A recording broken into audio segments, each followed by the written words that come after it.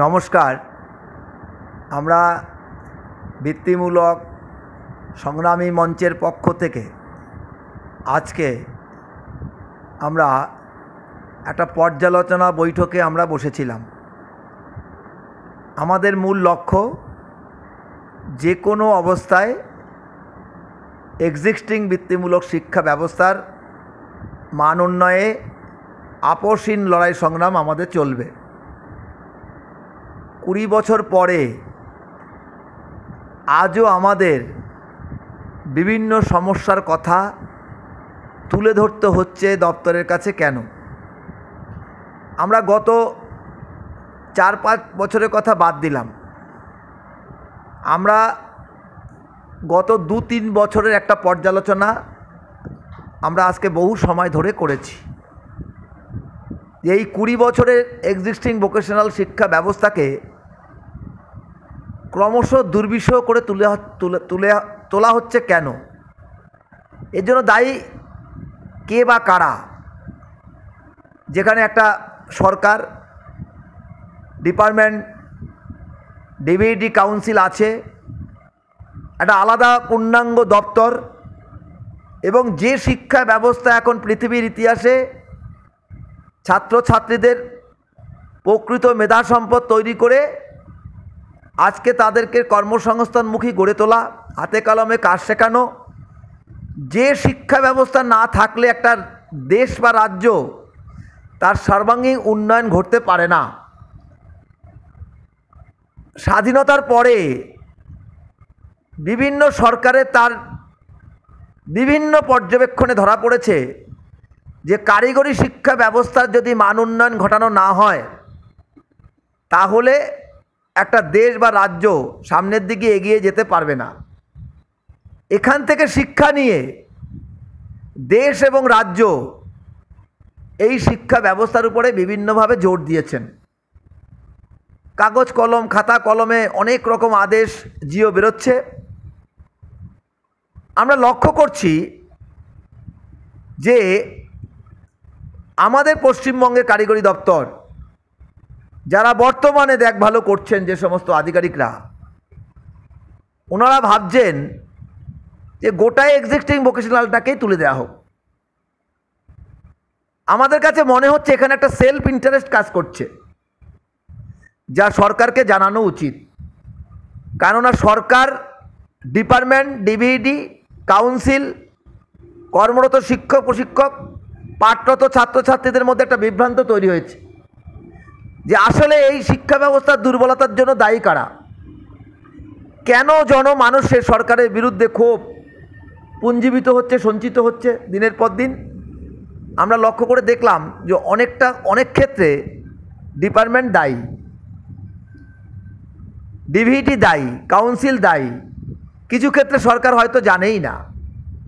ফলে আজকে আমরা সিদ্ধান্ত নিয়েছি যে সরকারের যিনি মুখ্যমন্ত্রী আছেন, মাননীয় মুখ্যমন্ত্রী, আমাদের সকলেরই মুখ্যমন্ত্রী, আমরা মুখ্যমন্ত্রীর দৃষ্টি আকর্ষণ করতে চাইছি যে গত 3 বছর ধরে যেভাবে বর্তমান আধিকারিকরা বৃত্তিমূলক শিক্ষা ব্যবস্থায় কর্মরত শিক্ষক প্রশিক্ষক, নৈশ প্রহরী, নোডাল স্টাফ, কাউন্সিল স্টাফ এবং পাঠরত ছাত্রছাত্রীদের উপরে যে অত্যাচার চালাচ্ছেন, যা আমরা আর নিতে পারছি না, সহ্য করতে পারছি না।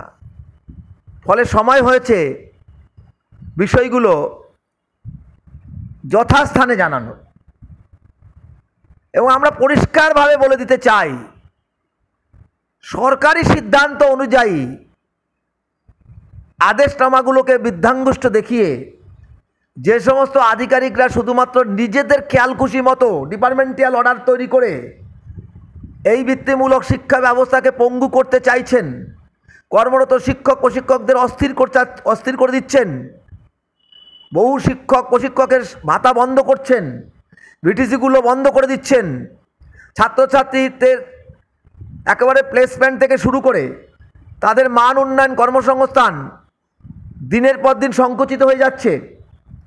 অনেকে এই শিক্ষা ব্যবস্থা এখানে পড়াশোনা করতে অনীহা প্রকাশ করছেন।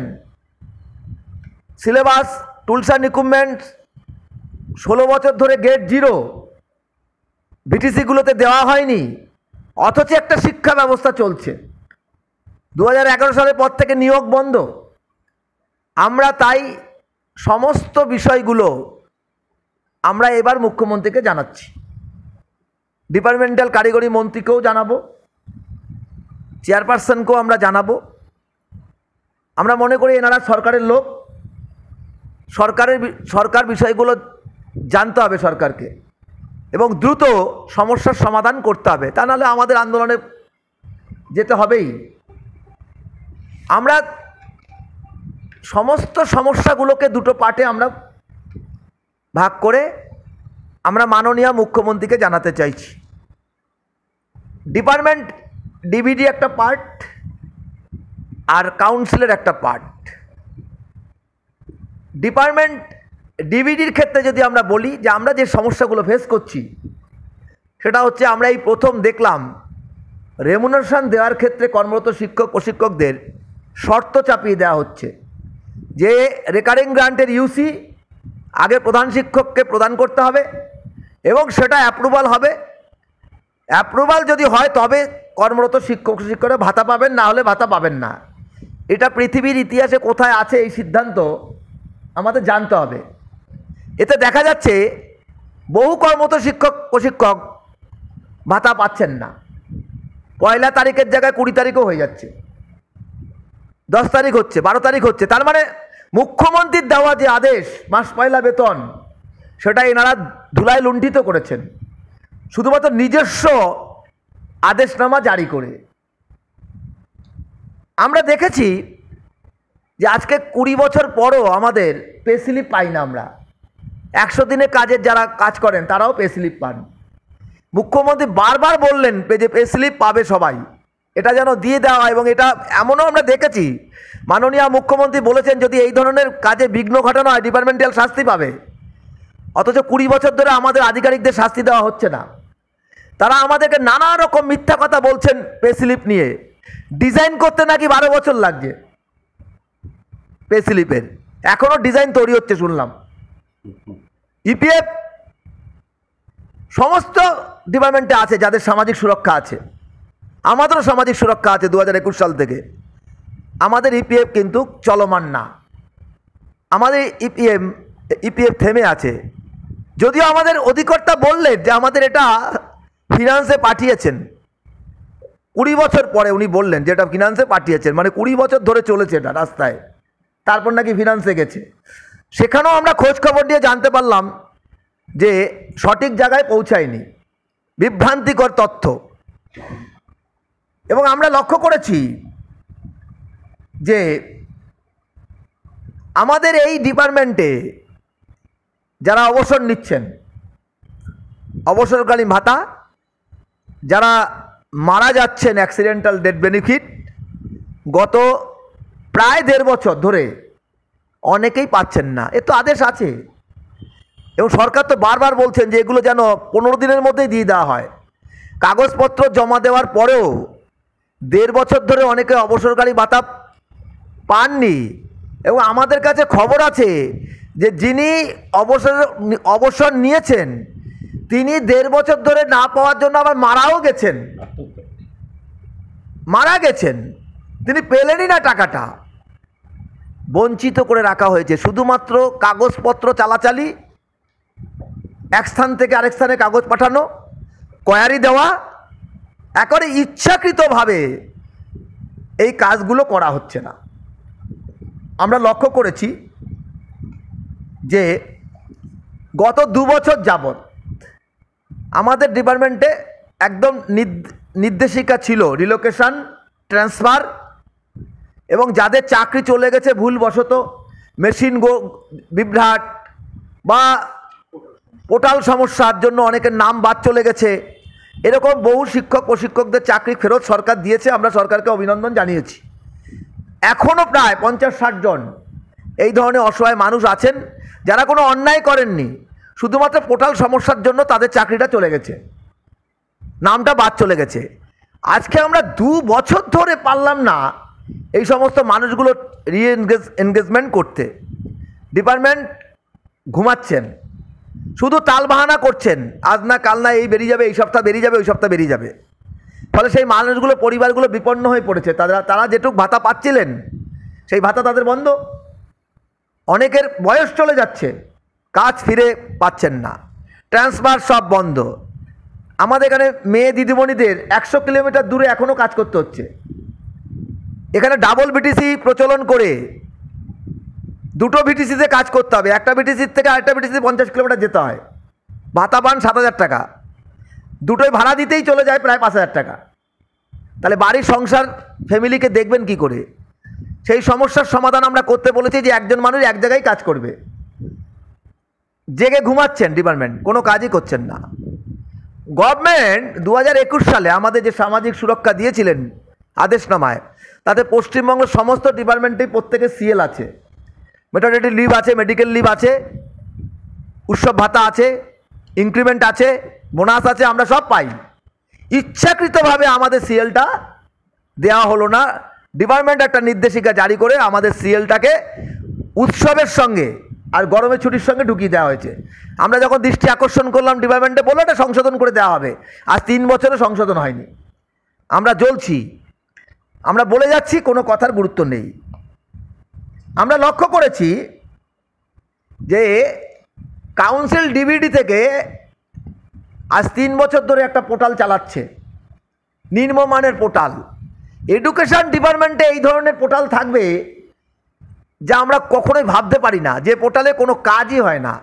ছাত্রছাত্রীর রেজিস্ট্রেশন করতে গেলে 4 বার ডেট লাগে, লাস্ট ডেট। যদি কোনো ডাটা এন্ট্রি করতে হয়, ওই মেশিন 50 রকম মানে দৃষ্টিভঙ্গি দেখায় ওখানে। এবং দিনের বেলা কাজ করা যায় না পোর্টালে। রাত্রি জেগে কাজ করতে গেলে হেডমাস্টার মশাই কি রাত্রি জেগে থাকবেন? কারণ এখন সমস্ত কাজের মধ্যে ওটিপি বেস করে দিয়েছেন। হেডমাস্টারের কাছে ওটিপি যাবে, তারপরে কাজগুলো হবে। এবার বুঝুন, ওনারা বলবেন কি রাত্রিবেলা করুন। রাত্রিবেলা কি হেডমাস্টার মশাই আমাদের ওটিপি দেবে কাজ করার জন্য?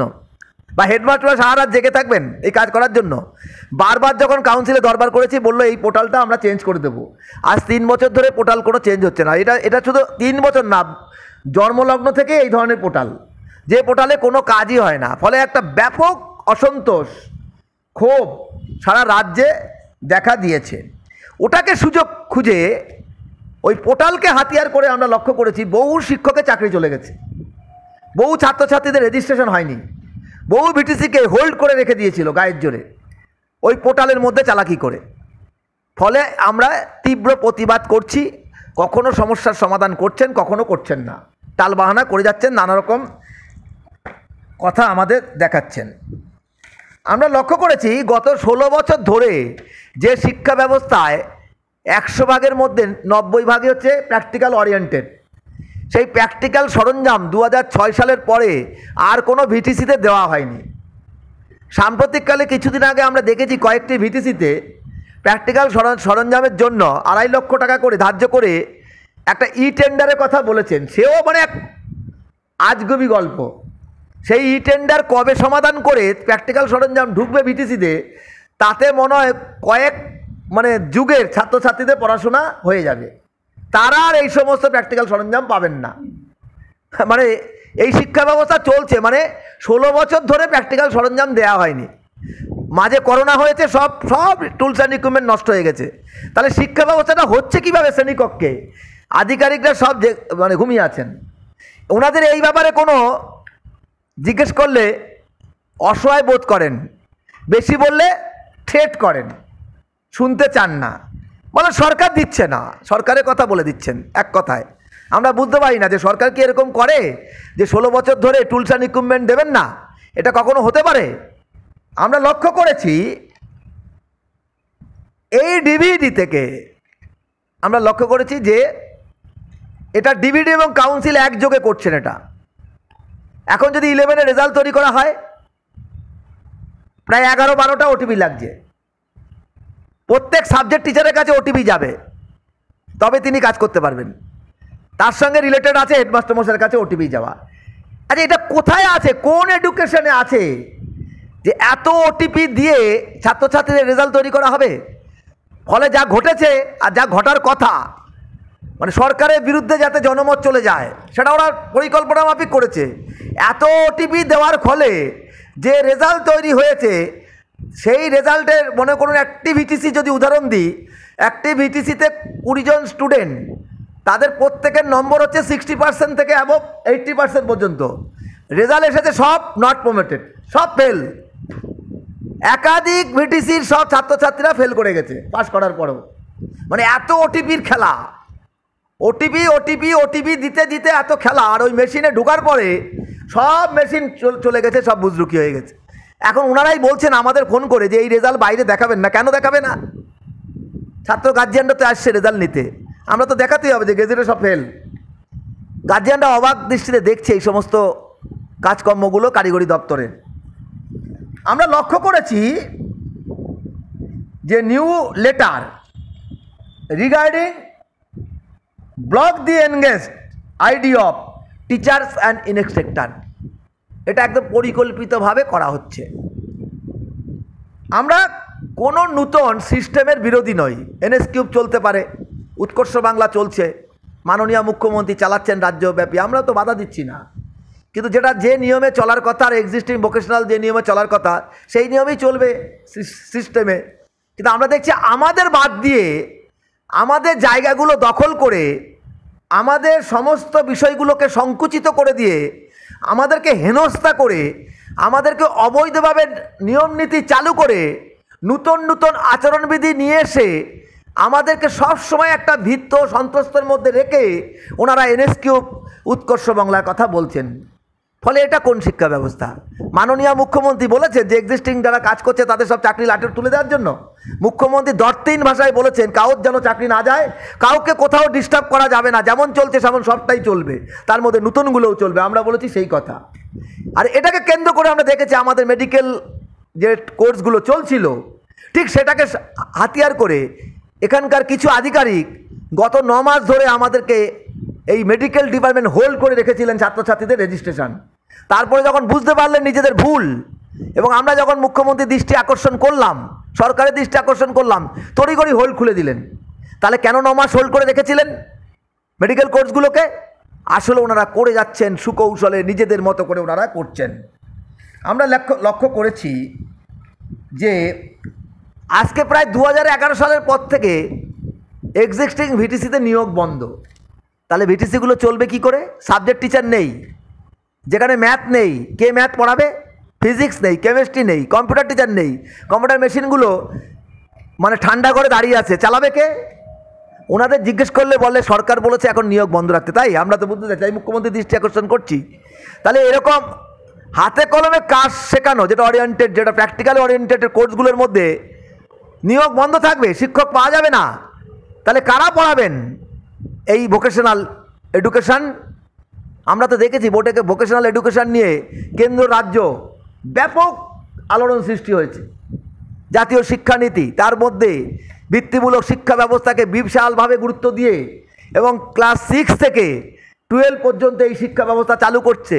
তারপর আমরা দেখেছি কলেজেও পর্যন্ত এসে গেছে, ডিগ্রি কোর্সে ভোকেশনাল গুরুত্ব দেওয়া হচ্ছে, সমস্ত জায়গায় ভোকেশনাল। তাহলে আমাদের এখানে এই অবস্থা কেন? কেন আমাদের বিদ্যালয়গুলোতে সমস্ত ছাত্রছাত্রীদের জন্য ভোকেশনাল করা হবে না?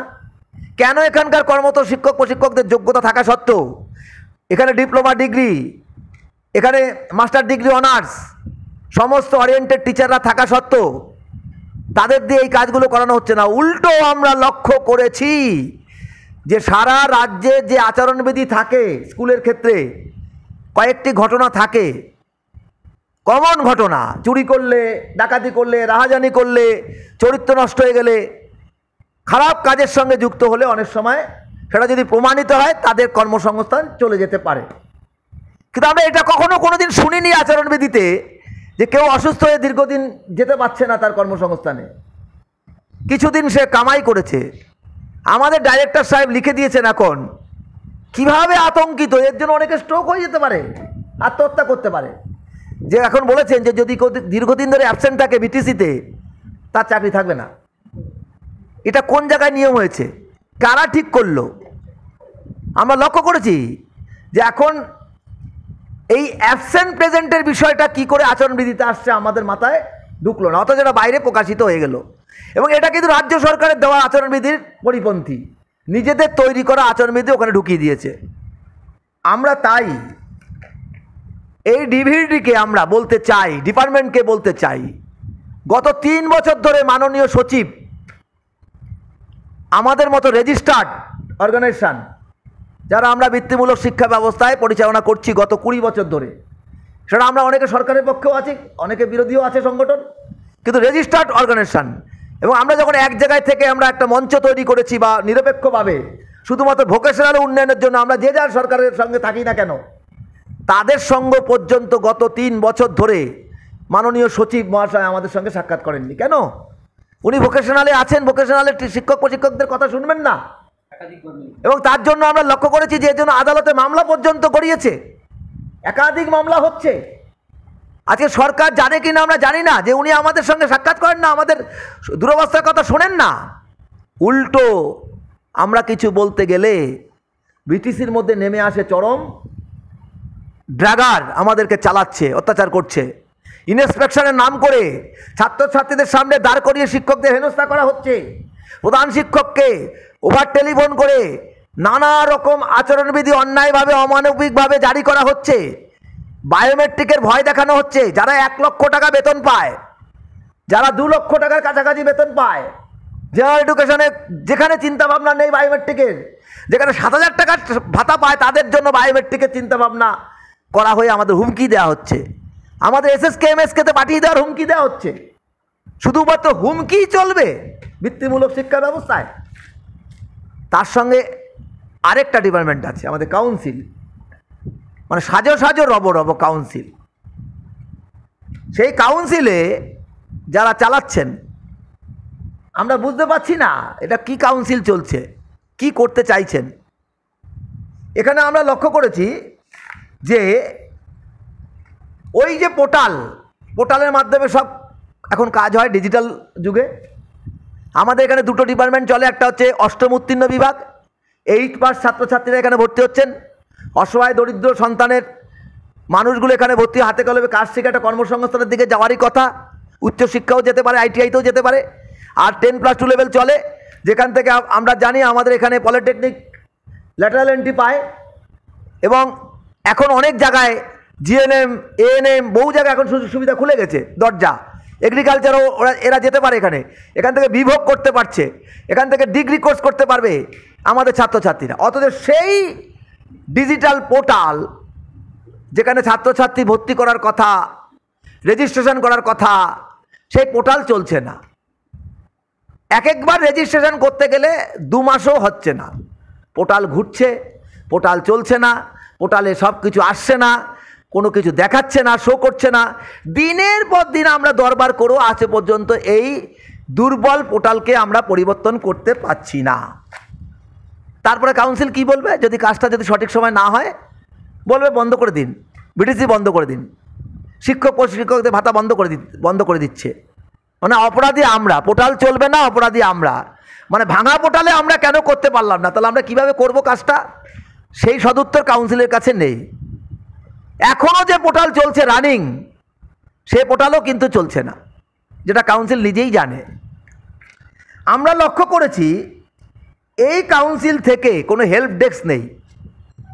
কারোর কাছে যে দরবার করে একটা সমস্যার সমাধান করব, সেটাও কিন্তু কোনো ব্যবস্থাপনা নেই। ফোন ধরেন না, উল্টো বিরক্তি প্রকাশ করেন। যদি বা 2-1টা ফোন যদি লেগে যায়, বিরক্তি প্রকাশ করেন, হুমকির সুর শোনা যায়। কথায় কথায় টিচারদের আজ কোয়ালিফিকেশান দেখাতে হচ্ছে গত 10 বছর ধরে।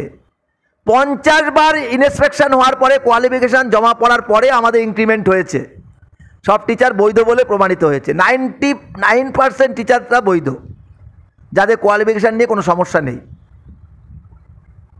আজও কোয়ালিফিকেশানের নাম করে অবসরকালীন ভাতা আটকে রাখা হচ্ছে, ডেথ বেনিফিট আটকে রাখা হচ্ছে, কোয়ালিফিকেশানের নাম করে ডেকে ডেকে হুমকি দেওয়া হচ্ছে টিচারদের। কেন?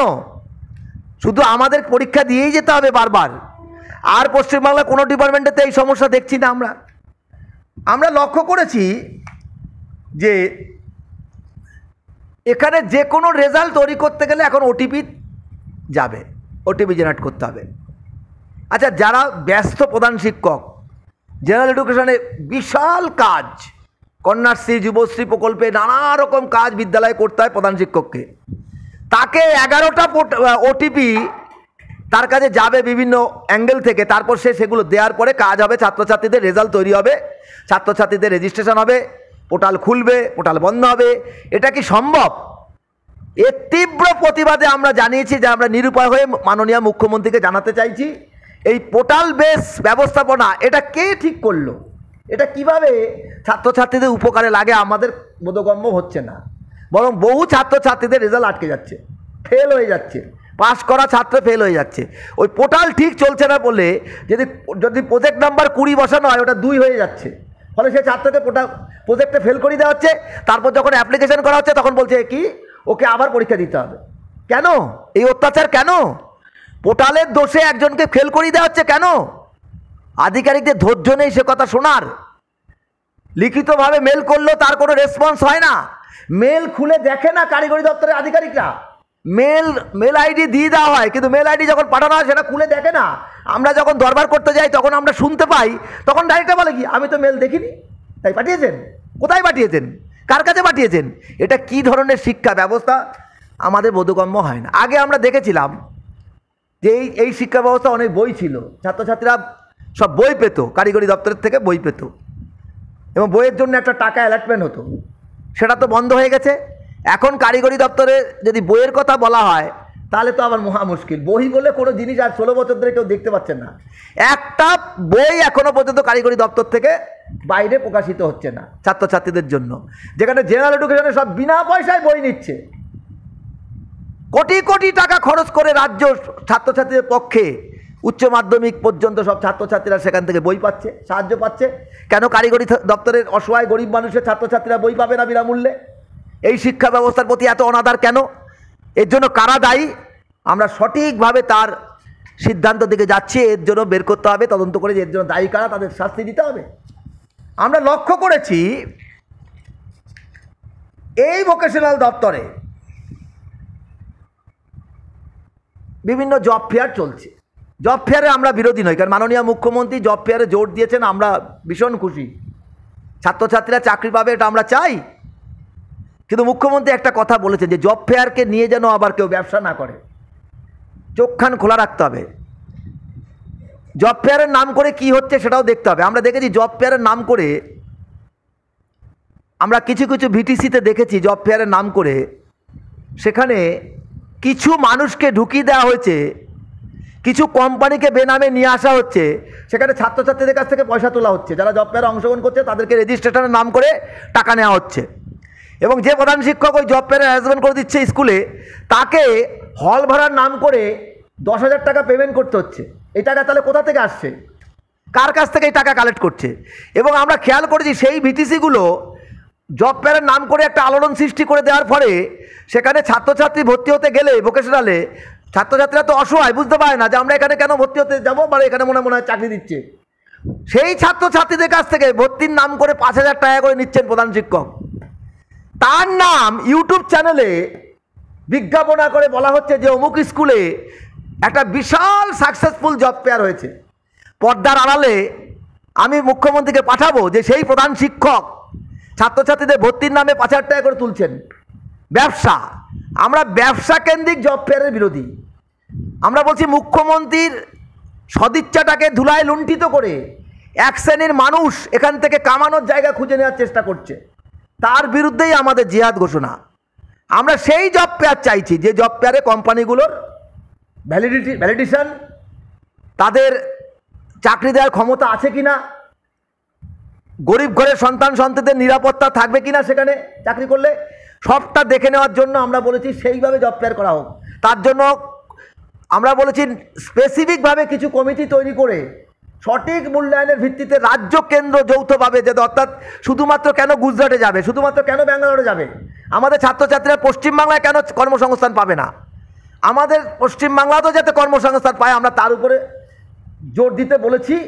রাজ্যের মধ্যেও যেন ছাত্রছাত্রীরা কর্মসংস্থানমুখী হতে পারে, আমরা সেই জব ফেয়ারের কথা বারে বারে বলার চেষ্টা করছি।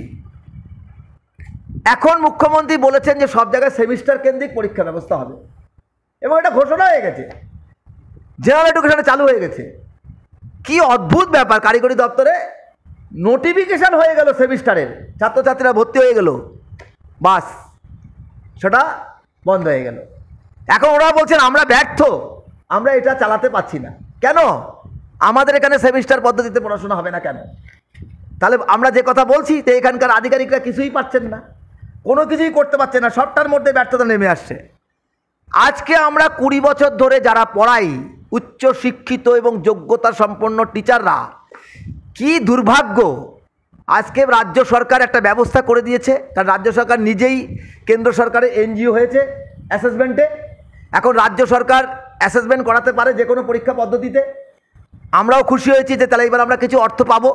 আগে আমরা পরীক্ষা নিতে গেলে আমাদের 50 টাকা 100 টাকা দেওয়া হতো টোটাল পরীক্ষা নেওয়ার জন্য। এখন আমরা দেখেছি যে 20 জনের পরীক্ষা নিলে 3000 টাকা দেওয়া হচ্ছে। তাহলে এই টাকাটা আমরা এখানে 20 বছর ধরে পড়ালাম, অথচ যখন পরীক্ষা পদ্ধতি চালু হয়ে গেল অ্যাসেসমেন্টে, তখন এখানকার আধিকারিকরা সুকৌশলে আমাদেরকে বাদ দিয়ে দেওয়া হলো। আমাদের বাদ দিয়ে বাইরে থেকে অ্যাসেসর নিয়োগ করা হচ্ছে, সেখানেও দুর্নীতি। এমন এমন অ্যাসেসর নিয়োগ করা হয়েছে আমরা লক্ষ্য করেছি যে যিনি অ্যাসেসমেন্ট করার ক্ষমতাই নেই, তাকে 50টা স্কুল 100টা স্কুল দিয়ে দেওয়া হচ্ছে, মানে লক্ষ লক্ষ টাকা তার সঙ্গে ট্রানজ্যাকশান করা হচ্ছে, সেখান থেকে যেন একটা কমিশন পাওয়া যায়। ফলে কর্মরত শিক্ষক প্রশিক্ষকদের জুটছে না অ্যাসেসমেন্ট করার কোনো অধিকার। ফলে আমরা আর্থিকভাবে এখান থেকে ব্যাপকভাবে বঞ্চিত হয়ে আছি। আমরা দাবি তুলেছি, তাই মুখ্যমন্ত্রীকে জানাতে চাই, আমরা বলেছি গোটা ভোকেশনালে যারা আমরা পড়াচ্ছি টিচার এবং শিক্ষক প্রশিক্ষক, আমরাই অ্যাসেসমেন্ট করব আমাদের জায়গায়। আজকে উচ্চ মাধ্যমিকের খাতা কারা দেখে? উচ্চ মাধ্যমিকের শিক্ষকরা। সে কি বাইরে থেকে টিচার নিয়ে আসে? আমাদের ক্ষেত্রে কেন বাইরে থেকে ট্রেনারকে নিয়ে আসা হয়ে টিচারকে নিয়ে এসে এখানে কেন অ্যাসেসমেন্ট করা হবে? আমরা তীব্র প্রতিবাদে নেমেছি এবং আমরা বলেছি বৃত্তিমূলক বিভাগের শিক্ষক প্রশিক্ষকরাই অ্যাসেসমেন্ট করবে। সেই কারণে আমরা মাননীয় মুখ্যমন্ত্রীকে জানাতে বাধ্য হয়েছি। আমাদের এখানে 10+2 লেভেলে কম্পিউটার আছে, সব ক্ষেত্রে তো কম্পিউটার নেই। যেখানে ইঞ্জিনিয়ারিং টেকনোলজি না থাকে সেখানে তো কম্পিউটার টিচার থাকে না জোরদার। আবার 8 লেভেলে শুধুমাত্র অষ্টম উত্তীর্ণ বিভাগে কোনো কম্পিউটারই নেই। তাহলে এখানে কম্পিউটার টিচার নেই, ক্লার্ক নেই, আমাদের গ্রুপ ডি নেই, সমস্ত ডিজিটাল। একের পর এক নোটিফিকেশান করে সব ডিজিটাল ওয়েতে কাজ করার জন্য রেজিস্ট্রেশন, ভর্তি, অ্যাডমিশান, মার্কস তোলা, সব বিষয়টা এখন ডিজিটাল হয়ে গেছে। তাহলে এই কাজগুলো কে করবে? তার জন্য 5 দিন 7 দিন 10 দিনের টাইম দেওয়া হচ্ছে। কখন টাইম দিচ্ছেন আমাদের আধিকারিকরা? মাননীয় মুখ্যমন্ত্রী গরমের ছুটি ঘোষণা করেছেন, সেই সময় ওনাদের মনে পড়লো ভর্তি করতে হবে। মাননীয় মুখ্যমন্ত্রী পুজোর ছুটি ঘোষণা করেন, সেই সময় আমাদের পোর্টালে কাজ দেন। স্কুল তালা দিয়ে হেডমাস্টার মশাই চলে গেছেন, বলছে এখনই করতে হবে আপনাদের, না করলে বন্ধ হয়ে যাবে রেজিস্ট্রেশন। কেন এই অত্যাচার? কেন এই যে এবার গরমের ছুটিতে একাধিক নোটিফিকেশান করে বৃত্তিমূলক শিক্ষকদের জবরদস্তি রেজিস্ট্রেশনের কাজ করানো হচ্ছে পোর্টালে? তীব্র প্রতিবাদ করছে। এখনও বহু স্কুল রেজিস্ট্রেশন করতে পারেনি, যেহেতু ছুটি ছিল, স্কুলে প্রধান শিক্ষক ছিলেন না, বাইরে চলে গেছিলেন। ওনারা শুনবেন না আমাদের কথা, বারবার দরবার করে ওনাদের শোনানো যাচ্ছে না। ওনারা আমাদের ধমকাচ্ছেন, চমকাচ্ছেন, আমাদের কর্মসংস্থানকে ওনারা আমাদের কর্মসংস্থান থেকে আমাদের কর্মচ্যুতি ঘটাবেন বলে হুঁশিয়ারি দিচ্ছেন বারবার। এটা আমাদের একটা ধৈর্যের বাঁধ ভেঙে গেছে। তাই আজকে আমরা নিরুপায় হয়ে সিদ্ধান্ত নিয়েছি, আমরা যেমন মাননীয় মুখ্যমন্ত্রীকে জানাবো বিষয়গুলো, তেমনি আমরা প্রত্যেকটা দৃষ্টি আকর্ষণ করব আমাদের ডিপার্টমেন্টের যিনি মন্ত্রী আছেন, আমরা তাকেও জানাবো। আমাদের এখানে চেয়ারপারসন আছেন মাননীয় পূর্ণেন্দু বসু মহাশয়, যিনি আমাদের একসময় সামাজিক সুরক্ষা দিয়েছিলেন এই সরকারের। আমরা দু হাত তুলে সাধুবাদ জানিয়েছি, দলমত নির্বিশেষে এই সরকারের পাশে আমরা দাঁড়িয়েছি সবাই। এবং আমাদের এখনও দৃঢ় বিশ্বাস যে সরকার যদি আমাদের সমস্ত বিষয়গুলো জানতে পারেন, সরকারের একটা বিহিত করবেন এবং সরকার এটা নিশ্চয়ই একটা দৃষ্টি হস্তক্ষেপ করবেন, এটা আমাদের বিশ্বাস আছে।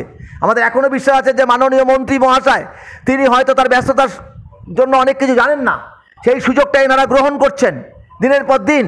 এবং এখানে অনেক নোটিফিকেশান হচ্ছে, যা এক সময় দেখা গেলো নোটিফিকেশান হচ্ছে, ডিবিডি করছেন চেয়ারপারসন জানেন না, চেয়ারপারসন করছেন ডিবিডি জানেন না, সিও করছেন চেয়ারপারসন জানেন না। মানে এখানে কারুর সঙ্গে দপ্তরে কারুর কোনো সমন্বয় নেই। এইরকম একটা দপ্তর, মানে কারিগরি দপ্তরের মতো একটা দপ্তর চলছে আজকে প্রায় দীর্ঘ, আমরা লক্ষ্য করেছি 10 বছর ধরে এই দপ্তরটা চলছে, খুঁড়িয়ে খুঁড়িয়ে খুঁড়িয়ে খুঁড়িয়ে সমস্ত বিষয়গুলো। কেন উন্নয়ন হবে না? আজকে 20 বছরের এডুকেশন ভোকেশনালে কেন পোস্ট ক্রিয়েশন হবে না? আমাদের ডেকে বলা হলো যে আপনাদের পোস্ট ক্রিয়েশন হবে, আর হবে কাদের? নোডাল স্টাফদের হবে, কাউন্সিল স্টাফদের হবে। তারপর আমরা জানতে পারি সুকৌশলে নোডাল স্টাফ কাউন্সিল স্টাফদের নিয়ে কাজটা করার চেষ্টা করছেন, আর আমাদের ক্ষেত্রে নানা রকম ফোন দিয়ে আসছেন, কাজটাকে ঢিলেমি করা হচ্ছে। আমরা দেখেছি অনেক টিচাররা সহ্য করতে না পারে আদালতে গেছেন, আদালতে কন্টেম মামলা হয়েছে, বহু মামলায় হেরেছেন পরপর। এতে রাজ্য সরকারের ভাবমূর্তি নষ্ট হচ্ছে, রাজ্য সরকারের ভাবমূর্তি এনারা নষ্ট করাচ্ছেন। অথচ রাজ্য সরকার চাইছে পোস্ট ক্রিয়েশন করে ইপিএফ দিয়ে পে স্লিপ দিয়ে এটাকে ঠিক করে সাজিয়ে গুছিয়ে করার জন্য, অথচ সরকারের নির্দেশনামাগুলোকে বুড়ো আঙ্গুল দেখিয়ে এনারা নিজেদের মতো করে কারিগরি দপ্তরটাকে চালাতে চাইছেন। আমরা কিন্তু এইটা আর সহমত হতে পারছি না। এই কারণে আমরা আজকে সিদ্ধান্ত নিয়েছি যে আমরা অবিলম্বে আমাদের বেতন বৃদ্ধি করতে হবে, এবং 1091 যে জিও এনেছেন রাজ্য সরকার, আমরা 3998 জিওতে যেখানে সবাই কাজ করি, আমাদের কোনো পার্ট টাইম কন্ট্রাকচুয়াল বলে কিছু থাকবে না, এটা সরকারের সিদ্ধান্ত আছে। আমাদের এখানে সরকারি অনুমোদিত শিক্ষক প্রশিক্ষক পদ জারি রেখে প্রত্যেকেরই পোস্ট ক্রিয়েশন করতে হবে। ফাইল শুধু চালাচালি না, ফাইল এখনও তৈরি হয়নি, শুধু টালবাহানা করা হচ্ছে। দ্রুত ফাইল তৈরি করতে হবে, করে নির্দিষ্ট জায়গায় পাঠিয়ে মাননীয় মুখ্যমন্ত্রী আশীর্বাদ নিয়ে এই ফাইল অ্যাক্টিভ করে আমাদের পে স্ট্রাকচার করতে হবে। সুপ্রিম কোর্টের যে রায় আছে সমকাজে সমবেতন, একই কাজে আমরা যুক্ত ফুল টাইমার শিক্ষক হিসেবে কাজ করি, তাহলে আমরা কেন 7,000 টাকা মাত্র ভাতা পাবো, আরেকজন কেন এখানে 70,000 টাকা ভাতা পাবে? এই বৈষম্য দূর করতে হবে খুব দ্রুত। আমরা বলেছি আর দেরি নয়, ইপিএফ এবং পে স্লিপ ঘোষণা করে দিয়ে হাতে দিয়ে দিতে হবে শিক্ষক প্রশিক্ষকদের। আমরা বলেছি ছাত্রছাত্রীদের সঠিকভাবে পোর্টালে কাজ করিয়ে ভর্তি করে তাদের সমস্ত সুরক্ষা দিতে হবে, তাদের ভবিষ্যৎ এবং কর্মসংস্থান এবং উচ্চশিক্ষা। এই নিয়ে টালবাহানা করলে চলবে না। আমরা বলেছি ভিটিসিগুলোতে দ্রুত টুলস অ্যান্ড ইকুইপমেন্টে দেওয়ার ব্যবস্থা করতে হবে। আমরা বলেছি যে স্যালারি দেওয়ার ক্ষেত্রে কখনো ইউসি আসবে না, ইউসি আলাদা, স্যালারি আলাদা। শিক্ষক প্রশিক্ষকদের স্যালারি দেওয়ার ক্ষেত্রে ইউসি ওখানে ঢুকিয়ে শর্ত দেওয়া যাবে না, কোনো শর্ত ছাত্রছাত্রী এবং শিক্ষক প্রশিক্ষকদের সামনে রাখা যাবে না। আমাদের মাননীয় মুখ্যমন্ত্রীর যেই ঘোষিত সিদ্ধান্ত, যেটা মাস পয়লা বেতন, অবিলম্বে আমরা সেটাই ডিমান্ড করছি। নৈশ প্রহরীদের দীর্ঘ 16 বছর খাটানোর পরে আজও 2,000-3,000 টাকা ভাতা দেওয়া হচ্ছে। তাদেরকে অদক্ষ কর্মচারীদের ন্যূনতম 9,000 টাকা যেটা দেওয়ার কথা দেওয়া হচ্ছে না। তাদের মাস পয়লা বেতন চালু হয়নি, তাদের আইওএসএমএস পোর্টালে নাম নথিভুক্তকরণ হয়নি। এই বিষয়গুলো দ্রুত বিবেচনা করার জন্যই আমরা আজকে তাই মাননীয় মুখ্যমন্ত্রীকে জানাতে এক প্রকার বাধ্য হয়েছি। তাই আমরা এটা খুব দ্রুত মাননীয় মুখ্যমন্ত্রীর দপ্তরে পাঠাবো। আমাদের বিশ্বাস আমরা এখান থেকে একটা নিশ্চয়ই সুরক্ষা পাবো, এবং আমাদের প্রতি মুখ্যমন্ত্রীর একটা ভরসা আছে, যেহেতু আমরা একটা গুরুত্বপূর্ণ শিক্ষা ব্যবস্থার সঙ্গে সকলেই 20 বছর ধরে যুক্ত আছি। এই বিশ্বাস রেখে সমস্ত ভোকেশনাল সমাজকে আমরা বলবো বৃত্তিমূলক সংগ্রামী মঞ্চের ছাতার নিচে ঐক্যবদ্ধ থেকে যে লড়াই আন্দোলন আমরা 3 টায়ারে শুরু করেছি বা চলছে, তার পাশে আপনারা থাকবেন। আমরা কিন্তু সরকার বিরোধী কোনো কাজ করছি না, আমরা আমাদের নিজস্ব জায়গার, অর্থাৎ আমাদের যে ডেভেলপমেন্ট উন্নয়ন যা সরকার দিতে চাইছে সেগুলোকে চোখ খুলে দেখানোর জন্য আমরা আধিকারিকদের বারবার বলছি, সেটাই আমরা লড়াই করছি ন্যায্য দাবির পক্ষে। তাই সকলকে বলবো যে আপনারা ঐক্যবদ্ধ হয়ে আমাদের পাশে থাকবেন। আর কয়েকটি ছেলে বিভ্রান্ত করছে, এদের নাম বলাটাও এরা মনে করছেন এরা বোধহয় নেতা। এরা কোথায় নেতা আমি জানি না। কেউ বাবা মা তুলে গালাগালি দিচ্ছেন, কেউ ঘরে বসে জব পেয়ারের নাম করে নিজের ঢাকঢোল পিটাচ্ছেন।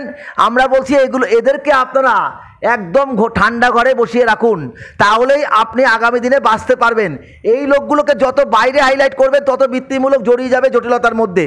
সেটাই আমি আপনাদের কাছে আবেদন রাখছি। সকলকে ভালো থাকার জন্য আমি ঈশ্বরের কাছে প্রার্থনা করি, আল্লাহর কাছে প্রার্থনা করি। সবাইকে আরেকবার অভিনন্দন জানিয়ে আমার বক্তব্য শেষ করছি।